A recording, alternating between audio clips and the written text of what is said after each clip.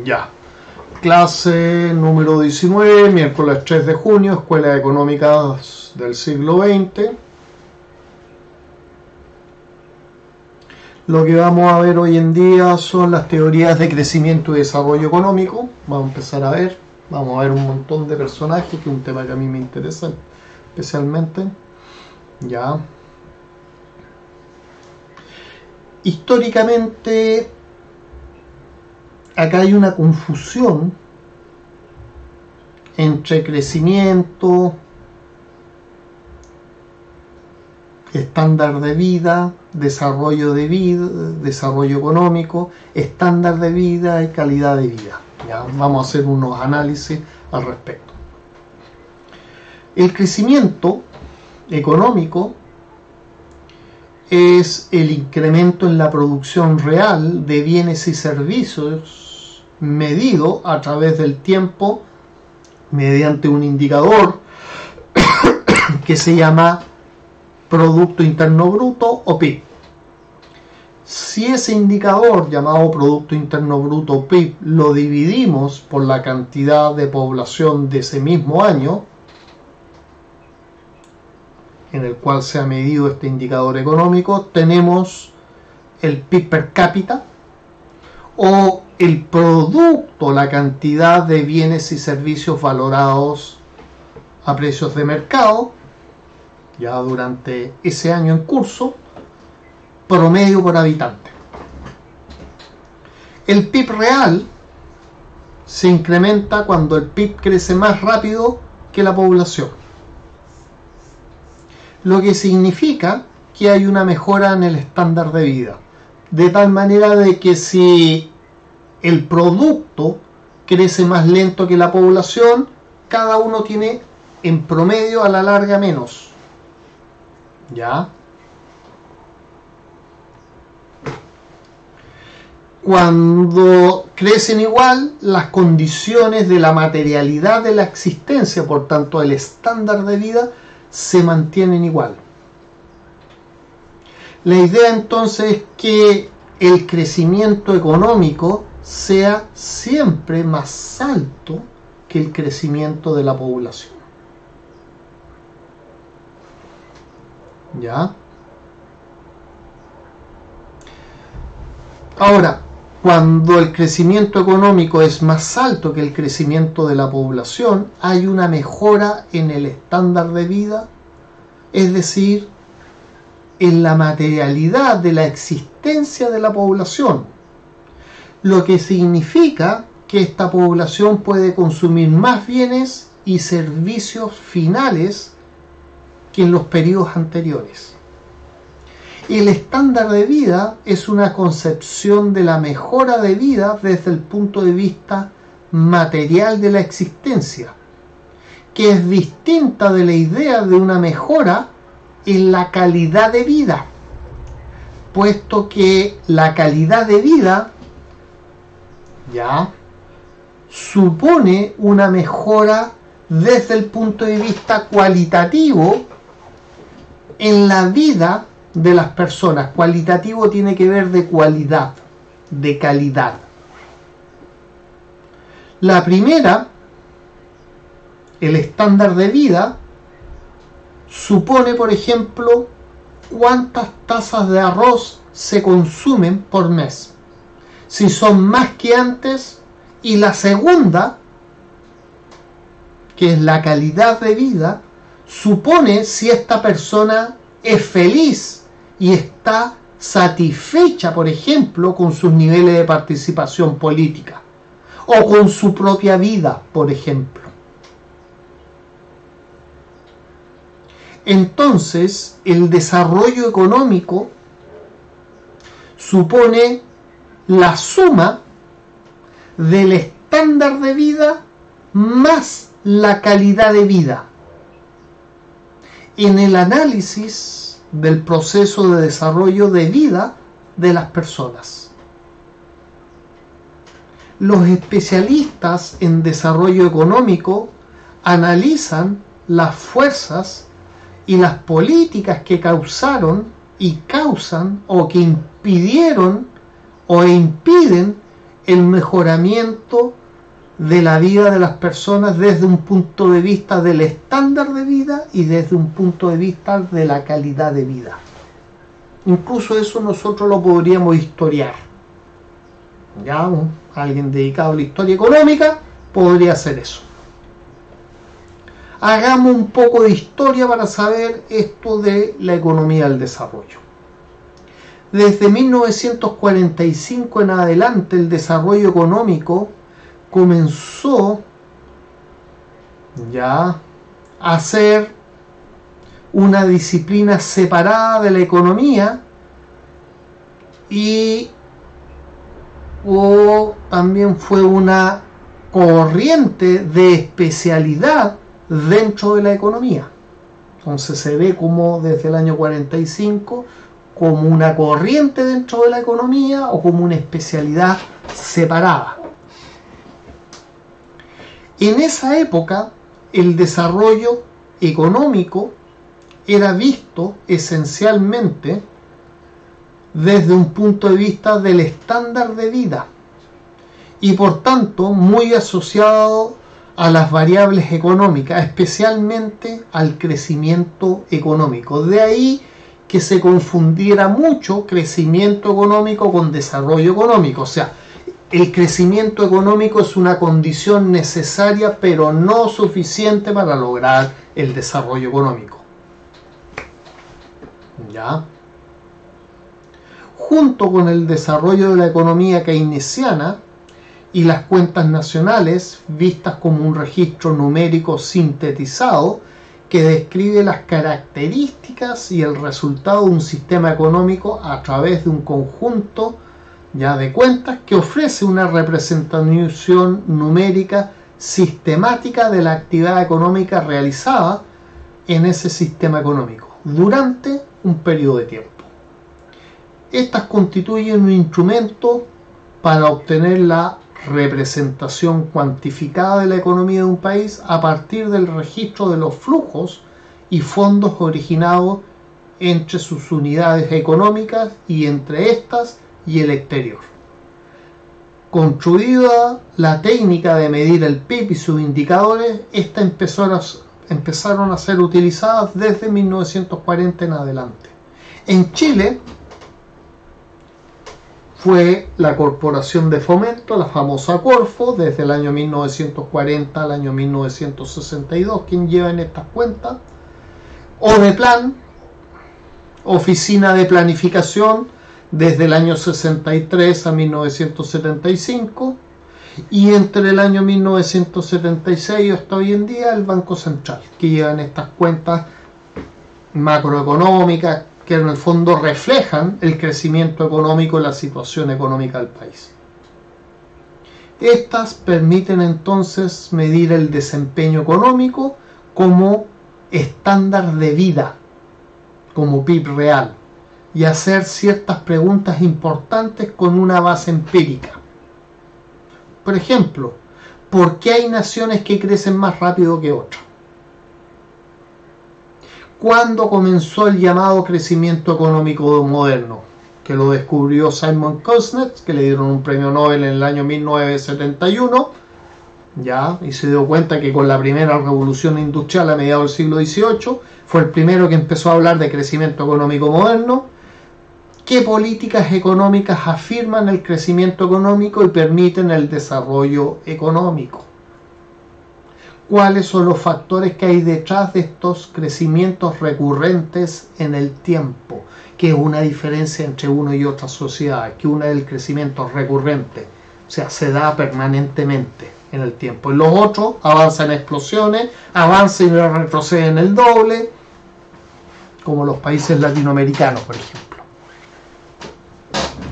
Esta visión materialista del desarrollo perdurará entre los años 1940 y 1950 y a partir de 1960 serán integrando algunas variables neoinstitucionalistas que decantaron en una teoría más robusta del desarrollo desde la década de 1980 en adelante. En efecto, a partir de esta década, la década de los 80, la economía del desarrollo dejó de ser la pariente pobre de la teoría económica y tomó su parte en el banquete principal de los intelectuales y académicos de las más prestigiosas casas de estudio del mundo, como Harvard, como el MIT, como Chicago, como la Universidad de California, como la Universidad de Columbia, Stanford, Yale, Cambridge, Oxford. Un poco de historia 2. El contexto del desarrollo de la economía del desarrollo, haciendo un poco de historia sobre la historia del desarrollo, de la teoría del desarrollo económico, es, ya, en primer lugar, la evolución de la teoría económica keynesiana y las cuentas nacionales. Ya la hemos visto. Lo segundo, la situación económica y política de posguerra con el desarrollo de la Guerra Fría, que representó un conflicto entre dos potencias y sus formas de vida. Detrás de ello está el conflicto entre una economía liberal de mercado con un sistema democrático y una economía dirigida en un 100% por el Estado con partido político único.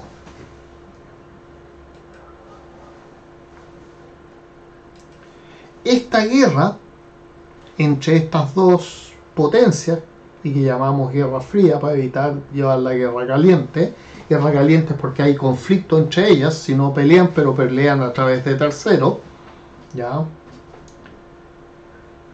Entonces, esta guerra supuso influenciar a otros países y por tanto supuso poner al descubierto el problema de la pobreza y el problema del crecimiento económico. La independencia de los países coloniales también, que se dio entre los años 1950 y 60, dentro de la óptica de las luchas nacionales por la independencia, pero también dentro del plano internacional en el esquema de la Guerra Fría.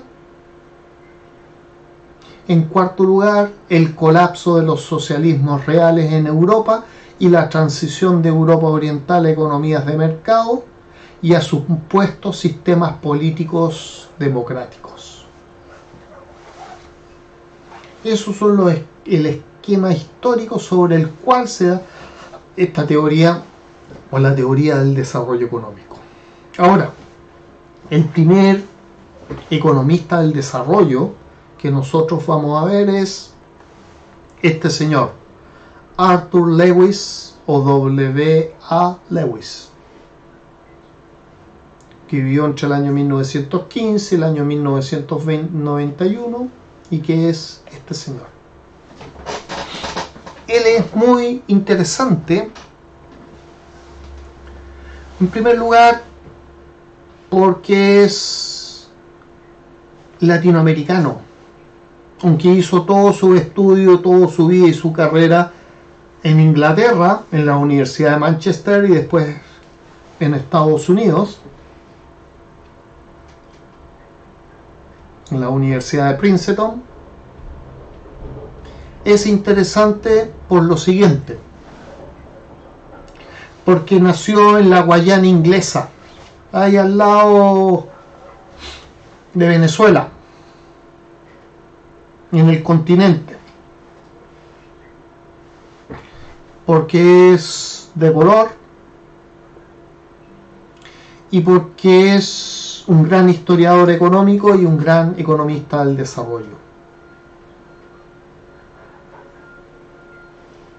Ya.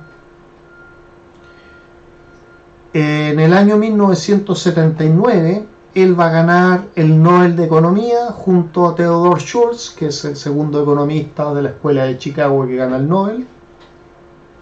Él nació entonces en las Indias Occidentales Británicas, llamadas Guayana Inglesa. Va a ser muy buen alumno, muy inteligente, y esto le va a permitir ir a la Escuela de Economía de la Universidad de Londres, donde va a estudiar y se va a licenciar en Economía y posteriormente va a impartir clases.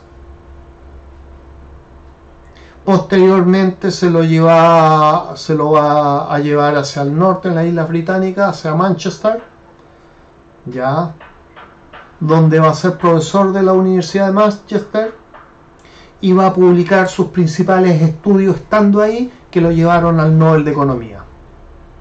Además va a ser presidente del Banco del Desarrollo del Caribe, de la Asociación Americana de Economía,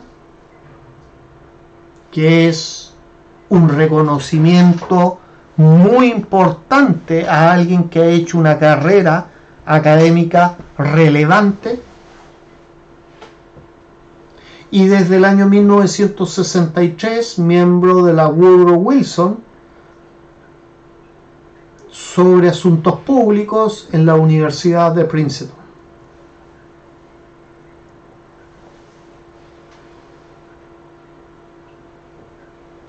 Para nosotros los latinoamericanos es un ejemplo de que cuando alguien trabaja en sus dones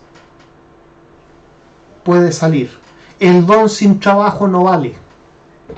El don con el trabajo es lo que te permite alzar la cabeza para salir del lugar donde estás y conquistar el mundo. Walter Arthur Lewis lo hizo. Y lo hizo en una época donde además la discriminación racial era infinitamente mayor que ahora. Sin embargo, en la década de los 60 va a ser nombrado presidente de la Asociación Americana de Economía. Va a ser profesor de universidades británicas, de la Universidad de Londres, la tercera universidad más prestigiosa de Inglaterra, después de Cambridge y Oxford. Y va después a trabajar en otra universidad prestigiosa, ya en una escuela que se dedicaba a estudios de temas de economía sobre el trópico, en la Universidad de Manchester. Y va a escribir una obra notable. Las principales obras de Lewis son, en 1949, Los principios del planeamiento económico, donde concluye lo poco práctico de la planeación centralizada y argumenta a favor de la descentralización y de la planeación a través de precios reales. Es decir, no es que él no fuera partidario de la planeación económica. Lo que él estaba en contra es de la centralización y que esa planeación no se hiciera con precios reales. Porque los precios reales no solo reflejan los costos por el lado de la oferta de bienes y servicios, sino también esos precios reales reflejan los intereses de los consumidores o de las demandantes, que es la otra parte de la ecuación. ¿Ya? De ahí la importancia de planificar, sí, pero descentralizadamente y con precios de mercado, para considerar no solo la oferta, sino también qué es lo que quiere el consumidor, qué es lo que demanda la gente, qué es lo que necesita. Y que esto no sea solo función de un policy maker, de un iluminado político que dice esto es lo que quiere la gente, esto es lo que hay que hacer en estas condiciones. El otro libro que va a publicar en el año 1954 es una genialidad. Desarrollo económico con oferta elástica de trabajo. En esta publicación da cuenta de uno de los mayores problemas de los países del tercer mundo o subdesarrollados, que es el de la bomba demográfica y sus efectos sobre el mercado del trabajo. Desarrollo económico con oferta elástica de trabajo. ¿Qué significa? Que el crecimiento demográfico, gracias a la invención de la medicina moderna y sobre todo entre el año 1942 a 1945, la invención de la penicilina sintética a través de la química inorgánica moderna, permitieron que la gente no se muriera en la temprana infancia. Por tanto, la mortalidad infantil disminuyó prácticamente y maternal disminuyó a cero y la población empezó a crecer enormemente. Y con eso estalló un problema demográfico, porque las prácticas demográficas de las sociedades subdesarrolladas o más tradicionales eran tener alta cantidad de hijos, porque de los 10 o 9 hijos que uno tenía, lograban sobrevivir 1 o 2. Entonces era una estrategia no solo de tener una familia grande, sino en esencia de sobrevivencia. Entonces, cuando se mantiene la natalidad y disminuye enormemente la mortalidad, la cantidad de vivos pasó de 1 a 2, a 5, a 6, a 7. Y eso hizo que estos mercados nacionales tuvieran el problema de que la tasa de crecimiento de la población fuera infinitamente más alta que la tasa de crecimiento del Producto Interior Bruto. Por tanto, en el fondo, lo que le tocaba a cada uno cada vez era una menor cantidad. ¿Ya? Y esto hacía de que la gente a la larga tuviera ingresos bajos, y al tener ingresos bajos, porque frente a una oferta de trabajo se presentaba tanta gente que a la larga ganaba el que se ofertaba de manera más barata.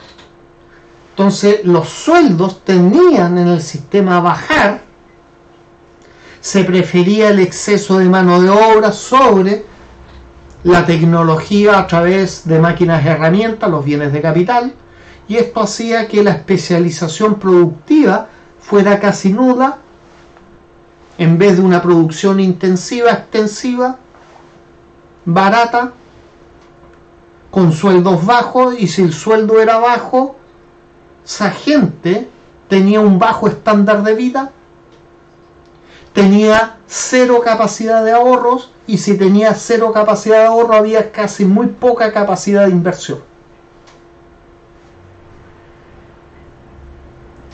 Entonces,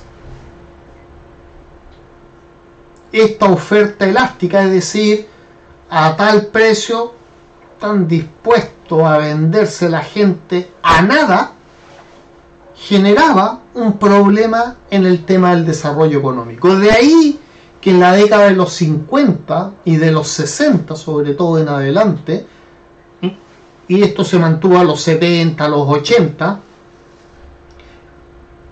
uno de los grandes temas en la ayuda al desarrollo a los países del tercer mundo, los países más pobres, fue el tema del control de la natalidad. El problema es que cuando se instaló este tema en estos países, y estos países empezaron a disminuir su tasa de natalidad junto con su de mortalidad, y efectivamente la bomba demográfica se redujo, la explosión demográfica, la explosión de población se redujo, esas poblaciones empezaron a envejecerse muy rápidamente sin haber logrado el desarrollo económico, como el caso de Chile. Lo que en Francia se logró en 140 años, Nosotros lo hicimos en 3 veces menos tiempo, en 40 años, que es la transición demográfica. De la década de los 60 al año 2000.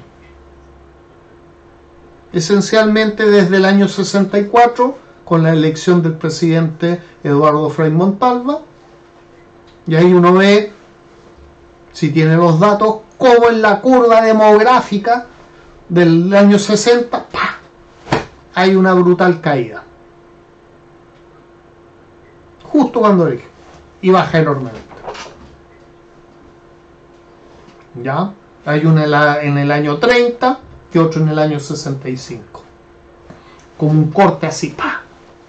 Uno va caminando en un lugar plano y hay un acantilado. Después otro lugar plano, otro acantilado. Así. El tercer libro se llama La teoría del crecimiento económico, que es una genialidad. Este libro va a ser lo más importante, junto con su desarrollo económico o con oferta elástica de trabajo, para que le den el premio Nobel en el año 1979, donde centra su análisis en los procesos de crecimiento económico en los países en vías de desarrollo. Es decir, no enfoca su análisis en casos de países desarrollados, lo que para la época fue una revolución. Yo no analizo Estados Unidos, Inglaterra, Japón, no. Me voy a un país del tercer mundo y analizo su desarrollo económico y veo si puedo extraer, a partir de la experiencia cruzada de varios países, una teoría económica. Este libro, La teoría del crecimiento económico, ha sido publicada por el Fondo Cultura Económico, pero ya no lo han vuelto a reeditar. Es un libro muy bueno, muy interesante. Yo lo tengo junto con los de Álvaro Hirschman, que tuve la oportunidad de conocerlo en el año 1998, ya, que fue el viejito de Princeton, allá a la Universidad de Barcelona. Y es un libro que no ha sido editado nuevamente porque la gente ya no lo lee. La gente ya no lee libros. Quieren que le cuenten los libros, ¿ya? Y para eso estoy yo, para que les cuenten de qué se tratan los libros, ¿ya? Vamos a quedar hasta acá. Nos vemos el próximo lunes. Ojalá que todos estén bien. A la gente de Santiago, aunque yo soy un regionalista y un wanderino, suerte, ya. Y lávense las manos. No solo tomen su vaso de leche, sino también lávense las manos. No sean cochinones. Que les vaya bien. Nos vemos.